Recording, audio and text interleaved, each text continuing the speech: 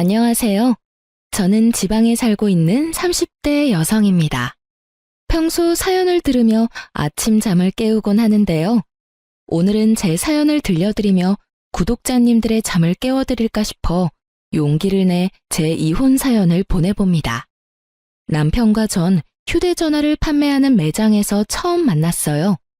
가장 친한 친구는 그 매장의 직원이었는데 남편 역시 그곳에서 일하고 있었어요. 전 친구에게 휴대전화를 사러 친구의 직장을 찾았고 휴대전화 매장 직원 엄청 넓은 데다 직원들도 많아 친구를 찾는 것이 쉬운 일은 아니더라고요.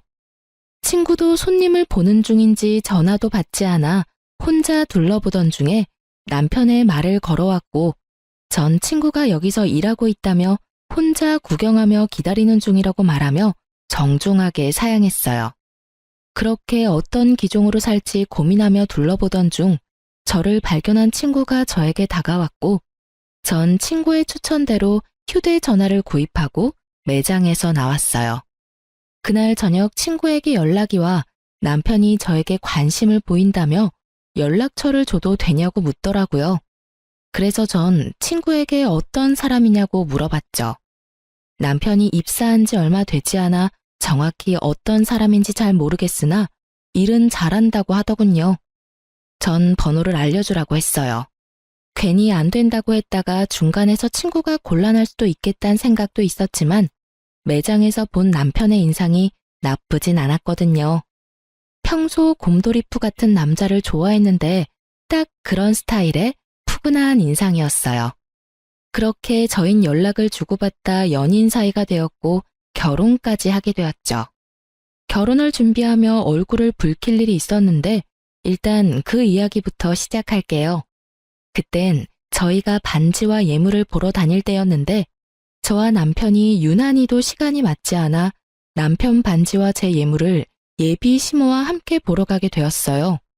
남편에겐 이미 친정에선 고가의 명품 시계를 해줬던 터라 저도 내심 기대를 하고 있었죠.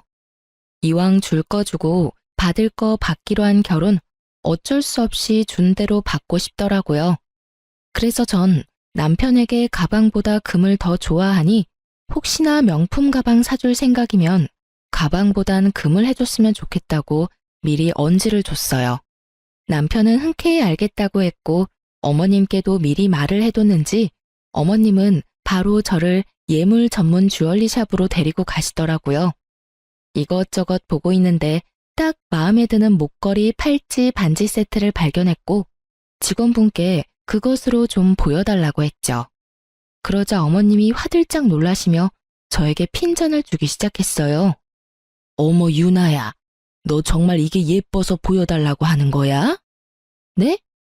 네, 어머님. 예쁘지 않아요?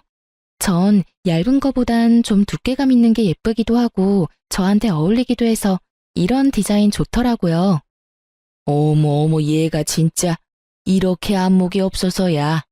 요즘에 누가 두꺼운 걸 두르니? 촌스럽게. 그렇게 별로인가요?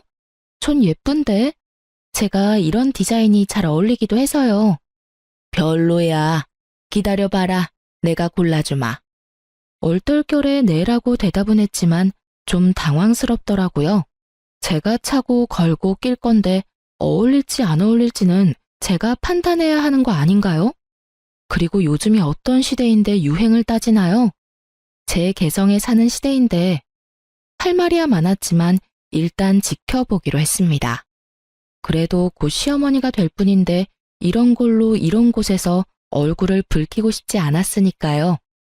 거기에다가 그렇게 말씀하시는 어머님은 얼마나 대단한 안목을 가지고 계시나 궁금하기도 했고요. 한참을 고르고 고르시던 어머님은 저에게 이거 어떠냐며 물어오시더라고요. 어머님의 안목을 확인한 전 너무 당황스러워서 할 말을 잃었어요. 많고 많은 금덩이 가운데 어머님이 고르신 건 소박하다 못해 없어 보이는 실가락지 하나였고 그 옆엔 남편 반지로 딱 맞겠다며 골라두신 딱 봐도 비싸 보이는 반지가 올려져 있었고요. 이게 딱이구나. 어떻니? 이건 실가락지잖아요, 어머님. 그래, 그게 뭐 어때서 그렇니? 내 보기엔 이게 너한테 딱일 것 같구나. 한번 껴보렴. 이러시면서 제 손가락에 마구 끼워 넣는데 막을 도리가 없더라고요. 레이어드 링으로나 낄만한 반지를 무조건적으로 고급스럽다며 우기던 시모가 이내에 만족한다는 듯 손뼉까지 치며 말씀했어요. 어머나, 딱이네, 딱이야. 깔끔한 게 고급스러워 보이는구나. 너한테 딱 어울리는데 넌 어떠니? 딱 어울리지 않았어요. 그냥 한마디로 없어 보여도 그렇게 없어 보일 수가 없더라고요. 전 너무 뻔히 보이는 어머니의 속내의 당황을 넘어 어이가 없어졌고 얼마나 저를 무시하면 이럴 수가 있는지 제 상식선에선 이해가 되지 않았어요. 여러분은 이해가 되세요? 고가의 명품 시계를 해주고 실가락지 하나 받아온다는 게 제가 계산적이다 속물이라 생각하시는 분들도 계실 수는 있겠지만 지금 생각해도 그건 아니다 싶으네요. 아무리 좋게 생각해 보려고 해도 전 좋게 생각되지 않았고 최대한 기분 나쁜 티를 내지 않으며 화장실로 일단 자리를 피했어요. 그리곤 남편에게 전화를 걸었죠. 오, 자기야, 다 샀어? 내가 기가 막혀서 자기 엄마 진짜 왜 그래? 혹시 나 마음에 안 드신데? 그러신 거면 말로 하시지. 이게 무슨 꼴이야? 왜? 무슨 일인데? 흥분을 좀 가라앉히고 설명을 좀 해봐. 어머님이 글쎄 나한테 실가락지 하나 사주신다고 하더라? 내가 진짜 속물 같아 보일까봐 웬만하면 그냥 넘어가 보려고 했는데 아무리 그래도 이건 좀 아니지 않아? 너무하잖아 진짜. 뭐? 실가락지? 예물 보러 간 거 아니었어? 왜 아니겠어? 처음엔 마음에 드는 거 고르시라 하길래 적당한 걸로 골랐는데 그건 별로라고 하시면서 안목이 없다니 촌스럽다니 하시며 뭐라고 하시더니 기껏 골라주신 게 실가락지 하나야. 그러면서 내가 계산할 자기 반지는 엄청나게 굵고 비싼 걸로 고르시더라? 내가 바보도 아니고 어머님 속내가 뻔히 보이지 않겠어? 미치겠다 정말. 엄마가 왜 그러지? 미칠 사람은 나야.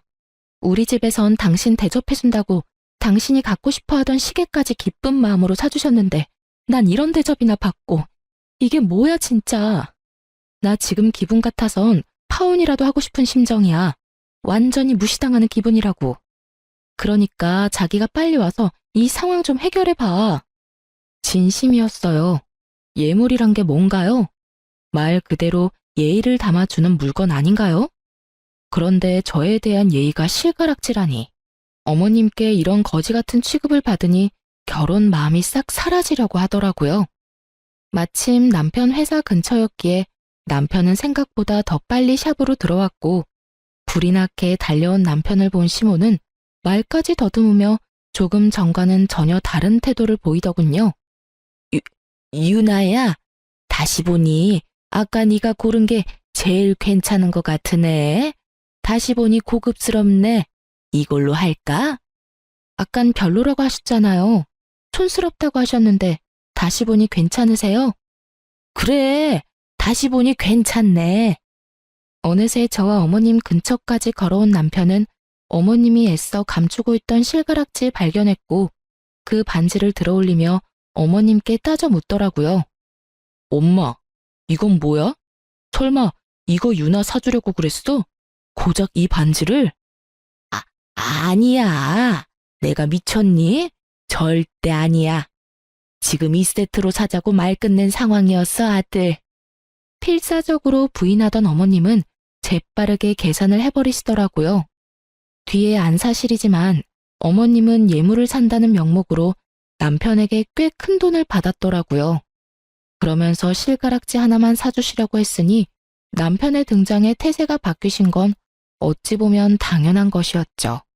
남편은 어머님을 쏘아보며 저의 눈치를 살피고 있었고 어머님은 눈을 흘기는 남편의 코앞으로 자신이 고른 남편의 반지를 내밀었어요. 아들 반지는 이걸로 골랐어. 한번 껴봐. 아, 엄마, 이렇게 굵은 건 불편해. 그리고 결혼 반지인데 유나 반지랑 똑같은 디자인으로 해야지. 그냥 유나 반지랑 같은 걸로 할게. 남편의 말에 어머님은 눈앞에서 돈이라도 뺏긴 듯한 표정을 지으며 남편을 설득하려 애썼지만 남편은 단호했어요. 결국 어머님의 뜻대로 된 건 하나도 없는 쇼핑은 끝이 났고 저는 기분이 나쁘기도 했지만 꽤 만족스러운 결과였어요. 앞으로의 시댁 생활이 걱정되지 않는 것은 아니었지만 저의 연락 한 통에 달려와 상황을 정리하는 모습을 보며 충분히 잘 헤쳐나갈 수 있다고 생각했어요. 그런 제 생각은 크나큰 오산이었더라고요.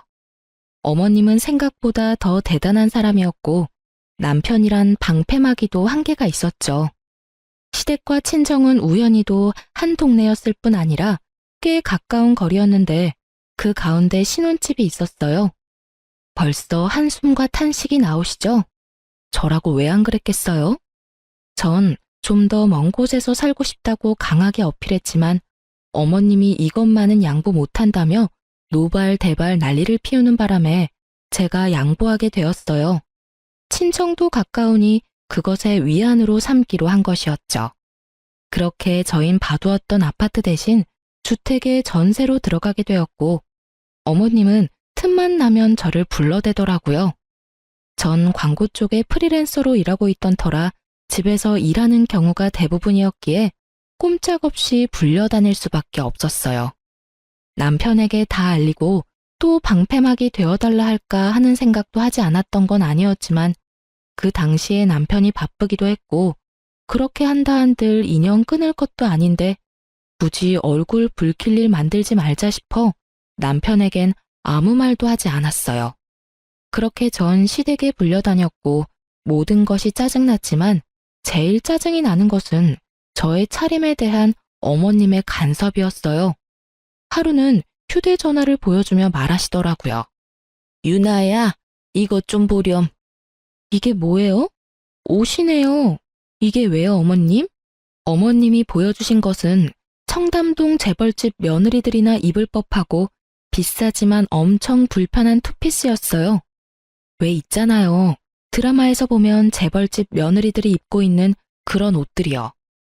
투피스 말고도 다른 옷들도 보여주셨는데 딱 그런 옷들만 보여주시더라고요. 혹시나 전 어머님이 사주신다고 하면 불편한 옷은 손이 잘 안 간다며 감사하지만 괜찮다고 해야겠다고 생각했고 어머님은 저의 예상과는 전혀 다른 말씀을 하시더라고요. 앞으로는 우리 집에 올 땐 이렇게 차려입고 오려무나. 암만 그래도 내가 동네에서 위신과 체면이 있는 사람인데 네가 그런 꼴로 동네를 나돌아다니면 되겠니? 제 꼴이 어때서요? 몰라서 묻니? 매번 편한 차림으로 오지 않니? 네 꼴을 보면 동네 사람들이 뭐라고 하겠어. 내가 너 때문에 나 부끄러워서 동네에 얼굴을 들고 다닐 수 없는 지경이야. 요즘은 너랑 마주칠까봐 집에 손님도 못 부르고 있어.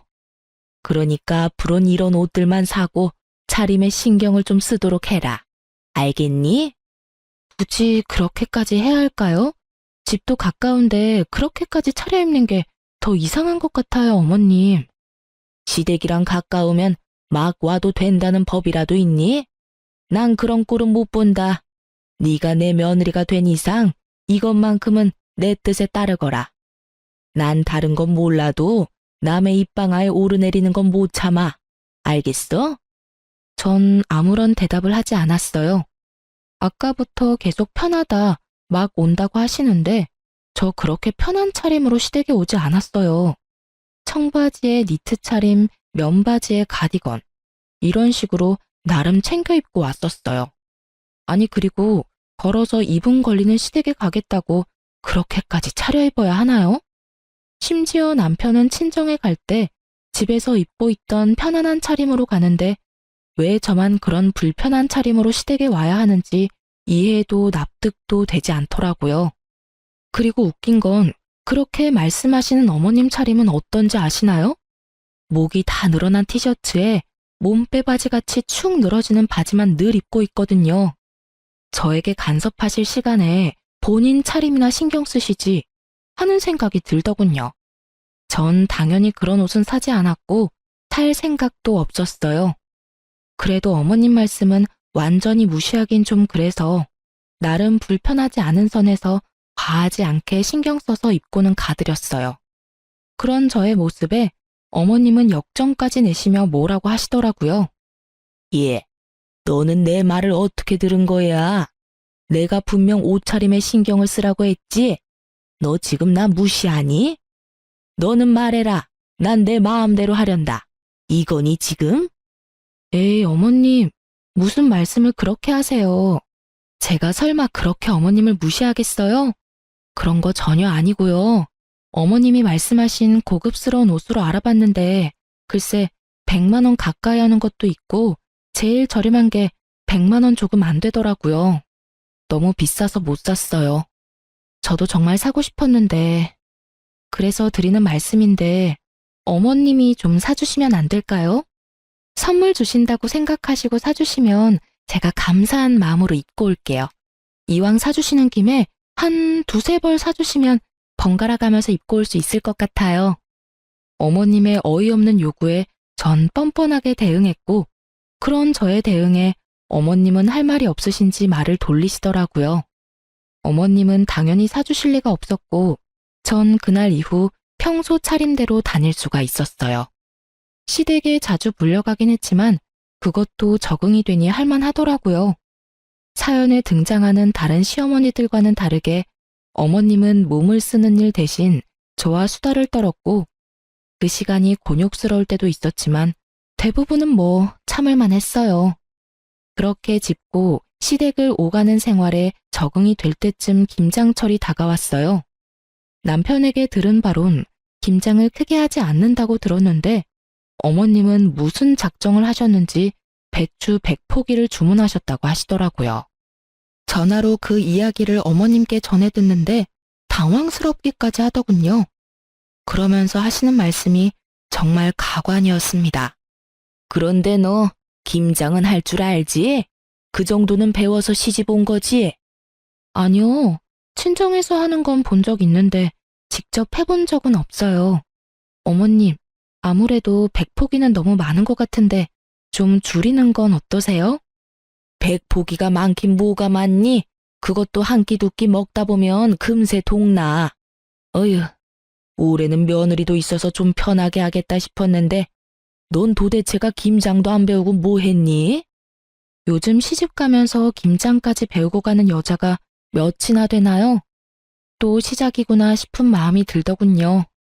그러게요. 남편이 자기 집은 김장 크게 안 한다고 해서 굳이 배울 필요가 있을까 싶었는데 100포기나 하신다고 하니 제가 뭐 드릴 말씀이 없네요. 작년까진 그랬지. 하지만 이제 너도 시집 왔고 이 정도는 당연히 해야 하지 않겠어? 너도 먹고 우리 아들도 먹어야 할 거 아니야. 아, 네. 제가 김장날 가서 열심히 배우면서 도와드릴게요. 배우면서 돕는다고 도움이나 되겠니? 어쩔 수 없지 뭐. 네 친정엄마라도 와서 도우라고 해. 네가 못하니 사돈이라도 와서 도와야지 어쩌겠어? 딸이 못하니까 엄마라도 와야지. 저희 엄마요? 아, 같이 하시고 나누시게요? 어차피 엄마도 김장하시니까 한번 여쭤볼게요. 아마 좋다고 하실 것 같긴 하네요. 예, 그게 무슨 소리니? 나눠주긴 뭘 나눠줘? 그냥 와서 너 대신 일만 하라는 뜻이다. 이때까지 내가 한 말 뭐로 들었니? 100포기 가지고 누구 코에 붙인다고 그걸 나눠줘? 무슨 저희 엄마가 시댁 전용 도우미도 아니고 이쯤 되니 한번 해보자는 뜻으로밖에 들리지 않더군요. 생각하는 것만큼 호락호락하지 않은 며느리라는 것을 기필코 보여드려야겠다는 생각이 들었어요. 아, 그러니까 저희 엄마한테 무급으로 가서 일만 하고 가란 이 말씀이네요? 그래, 이제야 내 말 뜻을 제대로 알아듣는구나. 그러면 김장 날짜 정해서 알려줄 테니 사돈한테 말 좀 전해주려무나. 아니요, 어머님.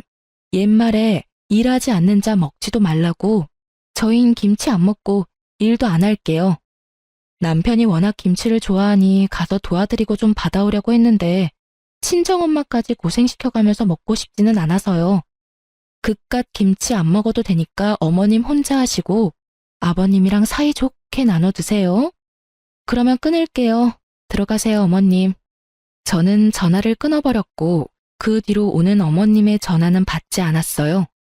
어머님의 생각이 가당치도 않아 헛웃음만 나오던 그때 계속해서 어머님이라고만 뜨던 휴대전화 액정에 친구 이름이 보이더라고요. 그 친구는 남편과 함께 일하는 친구였는데 전화 올 시간이 전혀 아닌데 전화가 와 혹시 남편에게 무슨 일이 생겼나 싶은 마음에 급하게 전화를 받았어요. 여보세요? 이 시간에 무슨 일이야? 일하는 시간 아니야? 숨 좀 쉬면서 물어라. 일하는 시간 맞는데 네 남편이 연락이 안 돼서 집에 없어? 급하게 일 때문에 물어볼 게 있는데 전화를 안 받네. 응? 그게 무슨 말이야? 우리 남편 오늘 출근 안 했어? 아침에 출근한다면서 나갔는데? 에? 아닌데. 네 남편 오늘 연차 썼는데 이게 무슨 상황이야 대체? 그러게. 일단 전화 끊어봐봐. 내가 다시 전화할게. 친구의 말대로 이게 무슨 상황인가 싶더라고요. 오늘 아침 출근한다며 나간 남편의 뒷모습이 아직도 기억에 생생한데 연차를 쓰고 출근을 하지 않았다뇨? 갑자기 불안하더라고요. 남편이 허튼 짓 한다고 상상조차 못했던 터라 남편의 행방은 가늠도 되지 않은 채 그저 불안했어요. 그렇게 밀려오는 불안함으로 눈알만 굴리고 있는 그때 순간적으로 남편과 연애 시절 썼던 커플 앱이 떠오르더라고요. 그 앱엔 위치 추적 기능이 있었는데 아주 정확하진 않아도 꽤 괜찮았던 기억이 났어요. 전 주저하지 않고 남편의 위치를 확인하니 어느 공원이었고 전 외투와 지갑을 챙겨 남편이 있는 곳으로 향했어요. 출근을 하지 않은 남편 그리고 공원. 택시를 타고 가는 내내 저의 머릿속에 온갖 불안감 가득한 상상들이 오갔어요. 그중 남편의 외도에 대한 상상은 단 하나도 없었기에 택시에서 내려 남편을 찾은 저는 큰 충격에 빠지게 되었어요. 네, 남편은 출근한다며 저를 속이고 나가선 낯선 여자와 커플 자전거를 타고 있더라고요. 매서운 바람이 부는 추운 날 뭐가 그렇게도 좋다고 자전거를 타며 그리도 해맑게 웃고 있는지. 저는 무의식적으로 몸을 숨기고 남편을 훔쳐보았고 혹시 모르는 상황을 대비해 사진도 찍어두었습니다. 이런 상황에서 사진이나 찍을 정신이 있을까 했었는데 머리보다 손이 먼저 움직여 사진을 찍고 있더라고요. 그렇게 전 남편과 상간녀를 뒤쫓으며 두 사람의 행복한 모습을 사진으로 남겼고 그러는 와중 남편이 휴대전화를 2대 쓰고 있다는 사실을 알게 되었어요. 제가 아는 남편의 휴대전화는 저와 커플로 S사 휴대전화였는데 상간녀와 함께 있던 남편의 손엔 사과 휴대전화가 들려있더라고요.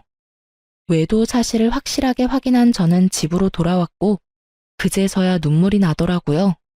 어머님이 틈만 나면 시댁으로 불러 귀찮게 하는 것도 툭툭 뱉는 말로 상처를 주시는 것도 남편만 보며 참고 견뎠어요. 누구보다 가정에 헌신적이고 저를 사랑해준다고 생각했기에 어머님의 괴롭힘도 남편에게 알리지 않고 혼자 해결하며 지냈던 것인데 남편의 사랑은 거짓이었고 저의 무조건적인 믿음과 사랑을 이런 식으로 돌려준다고 생각하니 눈물이 멈추지 않더군요. 저는 제가 생각했던 것보다 남편을 훨씬 더 사랑하고 있었더라고요. 그런 제 마음은 그 많은 눈물과 함께 흘렀고 마음의 진정이 찾아올 때쯤 저의 머릿속엔 딱 2글자만이 남았더군요. 복수. 이제 저에게 남은 건 복수뿐이었고 어떻게 하면 이 상처받은 마음을 달랠 수 있을까 생각했어요. 일단 아무렇지 않은 척을 하며 더 많은 사실을 알아내기로 결정했어요. 상간녀의 신상부터 해서 두 연놈이 언제 처음 만났고 어디까지 진전이 된 사이인지 다 알아야만 했으니까요. 저녁이 되자 평소와 다름이 없는 모습의 남편이 돌아왔고 전 역시 평소와 똑같은 모습으로 대하며 남편이 잠들기만을 기다렸죠. 12시가 넘어갈 무렵 남편은 잠이 들었고 전 남편의 차로 향했어요. 남편이 씻는 사이 가방과 옷가지를 뒤졌었는데 그곳엔 사과 휴대전화가 없었으니 남은 곳은 차뿐이었죠. 저의 예상대로 2번째 휴대전화는 남편의 차 안에 있었고 전 쉽게 잠금을 풀고 판도라의 상자를 열었습니다. 그 상자 속엔 정말 보고 또 봐도 경악스러운 사실들이 무수히 쏟아져 나오더군요. 저의 남편은 생각보다 더욱더 능력자였어요. 그때 당시 연락하고 있던 여자가 1명도 아니고 2명도 아니고 무려 5명이나 되더라고요. 너무 황당하고 어이가 없으니 웃음이 터져 나오는데 속된 말로 미친년처럼 소리내서 웃었어요. 그러면서도 손을 부지런히 움직이며 눈은 열심히 상간녀들과의 대화를 읽어나갔죠. 처음 만난 시기, 애정의 정도와 그에 따른 진도는 각기 달랐지만 방법만큼은 소름이 끼치게 똑같더군요. 다들 지금 머릿속에 떠올리고 계신 그 방법이 맞아요. 남편은 직장에서 휴대전화를 판매하며 여자들을 꿰었고 그것은 저와의 첫 만남과 아주 많이 닮아 있었어요. 이보다 더 절망스러운 느낌은 없을 것만 같았는데 절벽에서 겨우 매달리고 있다가 떨어진 것처럼 절망스럽더라고요. 그 절망 가운데 한 가지 충격스러운 사실은 이 여자들은 모두 남편이 유부남인 걸 모른다는 사실이었어요. 결혼 정년기인데 집에선 결혼 이야기가 없냐는 둥 남편이 총각 행세를 했음을 증명하는 내용들이 있었으니까요. 모든 내용을 살펴본 저는 여자들이 알았든 몰랐든 외도는 외도이니 전화번호를 포함한 모든 것들을 제 휴대전화로 옮겼어요. 그리고 집으로 돌아와 생각을 정리했죠. 이렇게나 빨리 모든 증거를 잡을 수 있을 거란 생각도 못했는데 생각보다 빨리 그리고 월척을 낚아 심장이 빨리 뛰더라고요. 더 이상 파봤자 나올 것도 없어 보였고 무엇보다 더는 그 인간과 한 공간에 있고 싶지 않았던 터라 머릿속에 가득한 계획을 실행하기로 했죠. 그렇게 날이 밝았고 밤을 꼴딱 지새운 저와는 달리 아주 푹 잔 남편은 밥 한 그릇을 다 비우고 출근했어요. 밥 한 톨 남기지 않고 싹싹 긁어먹는 남편을 보며 오늘 하루 고단할 테니 잘 먹어두라고 속으로 말했네요. 내가 차려주는 마지막 만찬이라고요. 남편이 나가고 얼마 지나지 않아 친구에게서 전화가 걸려왔고 그때부터 친구의 생중계가 시작되었어요. 유나야, 네 말대로 여자들이 찾아왔어. 5명 다 찾아왔다고. 진짜 전부 유부남인 줄 몰랐나 봐. 매장 문 열기 전부터 와서 기다리고 있더라니까. 단단히 벼르고 왔나 봐. 표정들이 얼마나 살벌하던지 눈도 못 마주치겠더라니까. 네, 그렇습니다. 전 그 상간녀들에게 문자를 보내 당신들이 만나고 있는 남자는 유부남이라며 등본과 함께 결혼 사진을 보내주었어요. 그러면서 각자 복수는 알아서 하라고 했죠. 그렇게 하면 속은 걸 안 여자들이 어떻게든 행동을 취할 테고 그렇게 해서 상간녀와 피해자를 가리기로 한 것이었어요. 저의 연락을 받고도 아무 행동도 취하지 않는 여자가 있다면 그 여자는 상간녀로 간주하고 승소, 패소와 상관없이 상간녀 소송을 진행할 계획이었죠. 5명의 여자 중 1명 정도는 남편이 유부남인 걸 알고 있진 않을까 했는데 이러한 제 예상과는 달리 5명 다 정말 피해자였더라고요. 1~2명 정도는 저에게 연락이 올 줄 알았는데 5명 다 매장으로 찾아갔다니 참 대단한 여자들만 골라서 만났다 싶더라고요. 지금 난리 났어. 네 말대로 전부 여기서 휴대전화 산 사람들이었어. 유부남 주제에 만나달라고 그렇게 쫓아다녔냐면서 소리 지르고 울고 난리야. 1번 여자가 방금 미친놈 따귀를 때렸고 2번 여자도 때릴 건가 봐. 어머, 힘이 좋네. 줄 서서 기다리는 거 보니까 나머지도 다 때릴 건가 보다. 친구는 얼마나 중계를 잘해주는지 마치 제가 그 현장에 있는 듯한 기분이었어요. 돌아가면서 다 때렸고 이제 머리채 잡았어. 어머, 유나야. 난리다 진짜. 여기 2 여자 똑같은 반지 끼고 있어. 대박. 프로포즈도 비슷하게 했나 봐. 나머지 3 여자는 뺨 한 대 때리고 그렇게 살지 말라고 하고 갔는데 2 여자는 울고불고 난리다 난리. 이야, 저거 완전 쌍놈이네. 어떻게 똑같은 반지를 사주냐? 그것도 유부남이? 지금 여자들 반지 빼서 저 새끼한테 던졌어. 흥미진진한 생중계를 듣고 있는데 웃음이 다 나더군요. 남편이 당하고 있는 꼴이 통쾌해서도 있었지만 어이가 없어서도 있었어요. 유독 두 명의 여자와 나눈 대화 내용이 예사롭지 않다 싶더니 결혼 이야기까지 오갔나 보더라고요. 유부남이 간도 크지. 프로포즈라뇨. 반지라뇨. 도대체 무슨 생각으로 그딴 짓까지 하고 돌아다닌 것인지 제 상식에선 도저히 알 수가 없었어요. 통화 너머로 들려오는 현장은 욕설과 울부짖음으로 가득했고 친구는 이제 거의 끝나간다며 나중에 다시 통화하자며 전화를 끊더라고요. 생중계가 끝난 뒤 또 다른 통쾌한 복수가 있을까 고민에 빠졌어요. 그렇게 이리저리 머리를 굴려보고 있는데 집 밖이 소란스럽더라고요. 언뜻 싸우는 소리 같았는데 들리는 목소리가 이상하게 귀에 익어 나가보니 글쎄 저희 집 앞에 어머님과 친정엄마가 마주보고 서 있더라고요. 우연히 마주친 것인지 아니면 어머님이 엄마를 부른 것인지 알 수는 없었으나 한 가지는 분명히 알겠더라고요. 어머님이 일방적으로 엄마에게 화를 내고 있다는 사실을요. 어머님은 매서운 눈빛으로 엄마를 쏘아보고 있었고 엄마는 고개를 숙이고 있더군요. 내가 며느리한테 네가 김장을 할 줄 모르니 네 엄마라도 불러서 일 도우라고 하니까 뭐라고 했는 줄 아세요? 글쎄, 사돈 딸이 친정엄마 고생시키기 싫다고 나 혼자 김장해서 아버님하고 나눠 먹으라고 말합디다. 그러곤 전화를 뚝 끊어버리는데 아니 이런 법도가 어디 있습니까? 말하는 싸가지는 둘째치고 어른이 전화를 끊지도 않았는데 자기 할 말만 하고 전화를 끊다니 내가 살다 그런 꼴은 또 처음 봤지 뭐예요. 사돈이 딸 교육 잘 시켜준 덕분에 제가 별꼴을 다 당해보네요. 감사합니다, 사돈. 기분이 많이 상하셨나 보네요, 사돈. 걔가 그럴 애가 아닌데 왜 그랬나 모르겠네요. 아마 요즘 안 좋은 일이 좀 있었나 보네요. 안 좋은 일이 있으면 어른한테 그런 식으로 굴어도 된다는 말입니까? 사돈이 이런 식으로 감싸고 도시니 유나가 그렇게 버릇이 없지 않습니까? 감쌀 게 따로 있지. 그렇게 버릇없이 굴면 친정엄마가 나서서 그 버르장머리를 고쳐주셔야죠. 암요. 제가 유나 불러다 한 소리 할 테니 그만 마음 푸세요. 한 소리 가지고 되겠어요? 아주 눈물나게 홍구멍을 내줘야 한다고요. 다시 생각해도 황당하네요, 정말. 어찌 그렇게 자기 할 말만 하고 전화를 뚝 끊는지. 자기는 김치 따위 안 먹어도 된다고 하는 말이 아직 귓가에 울린다고요.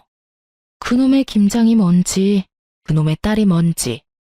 딸 가진 것이 죄인이라고 잘못도 없는데 고개를 숙이고 있는 엄마를 보니 정말 눈이 확 돌아가더라고요.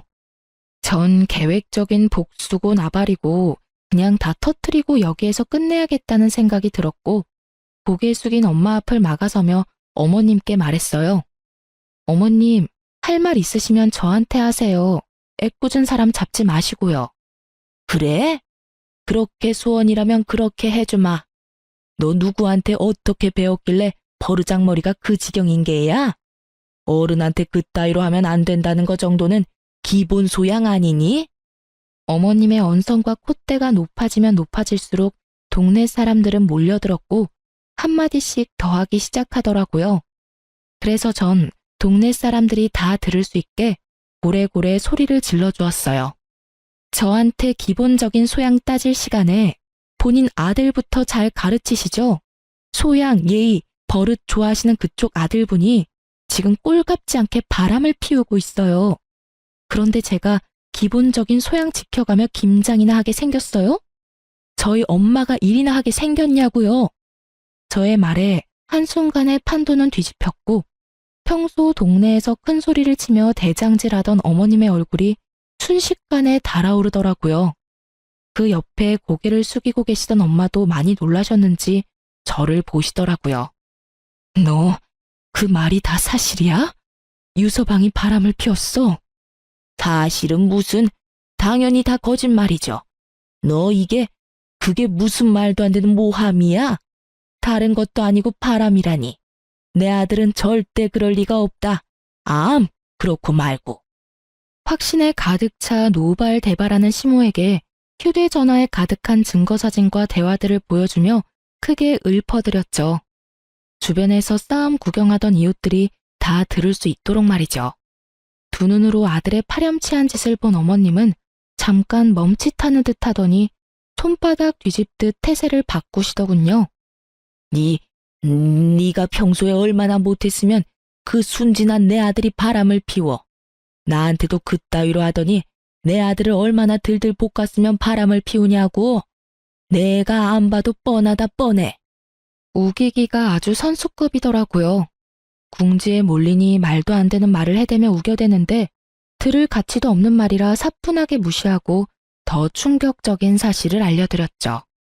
그 순진하신 분이 글쎄 1명도 아니고 2명도 아니고 무려 5명이랑 바람을 피우고 있더라고요.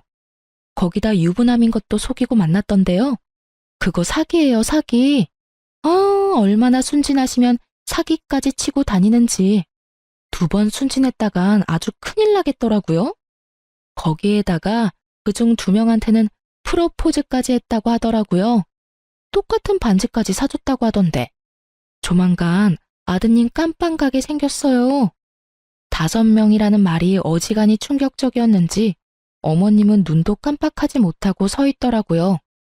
동네 분들도 많이 놀라셨는지 잠시 멍해들 계시다가 이내 수군거리시며 남편과 어머님을 향해 찰진 욕을 내뱉기 시작했어요.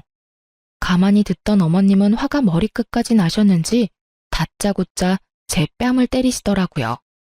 말릴 새도 없이 두 눈 앞에서 딸이 맞는 모습을 본 엄마는 주저하지 않고 시모의 머리채를 잡으셨고 시모 역시 엄마의 머리채를 잡았어요. 네가 감히 누구 앞에서 누굴 때려? 맞을만 하니까 때리지. 딸 교육 하나 기가 막히게 시켰어 아주. 갑작스럽게 벌어진 상황에 당황스러운 것도 잠시 두 사람을 제지하기 위해 제가 나서봤지만 저 혼자의 힘으론 역부족이더라고요. 그렇게 싸움은 계속되고 있었고 힘이 많이 빠져 머리채를 잡은 손가락이 많이 풀린 어머님과는 달리 엄마는 작정한 듯 어머님의 머리채를 잡은 손이 다 떨릴 정도로 힘을 주고 계셨어요. 생각보다 길어지는 싸움에 동네 분들이 나서주시려는 그때 꼴이 엉망인 남편이 달려와 엄마와 어머님을 떼어놨어요. 그리곤 저에게 다짜고짜 따지기 시작하더군요. 당신이 그 여자들한테 연락했어? 화낼 사람이 누구인데 양심도 없이 따지는 걸까요? 마음 같아선 한 대 쳐버리고 싶었는데 이미 하고 있는 꼴이 처참해 손도 올라가지 않더군요. 전 생중계를 통해 남편의 꼴을 이미 예상하고 있었던 터라 크게 놀랍지도 않았지만 시모는 많이 놀란 것 같더라고요. 뭐 놀란 걸로 치면 저희 엄마도 마찬가지이긴 했지만요. 아들, 이게 무슨 꼴이야? 너 싸웠니? 맞았어? 감히 누가 내 아들한테 손을 댄 거야? 누구야? 도대체 누구야? 어머님은 남편을 추궁하기 시작했고 그제서야 자신의 꼴이 어떤지 자각한 남편은 황급히 얼굴을 가리더군요. 이미 늦은 일이었지만요. 그러면서도 저를 원망하고 싶은 모양인지 끊임없이 물어오더라고요. 당신이 말했어? 네가 말했냐고. 아무리 내가 잘못했다고 해도 어떻게 그 여자들한테 사실대로 다 말하면 어떻게 해? 나 고소당하게 생겼다고. 어떻게 책임질 거야? 너 진짜 제정신 아니구나. 그딴 걸 왜 나한테 물어. 그리고 네가 잘못한 일 네가 알아서 해결해야지. 누구 보고 책임지라 말아야? 사기를 치든 고소를 당하든 네 문제는 네가 알아서 해결하고 위자료나 준비해.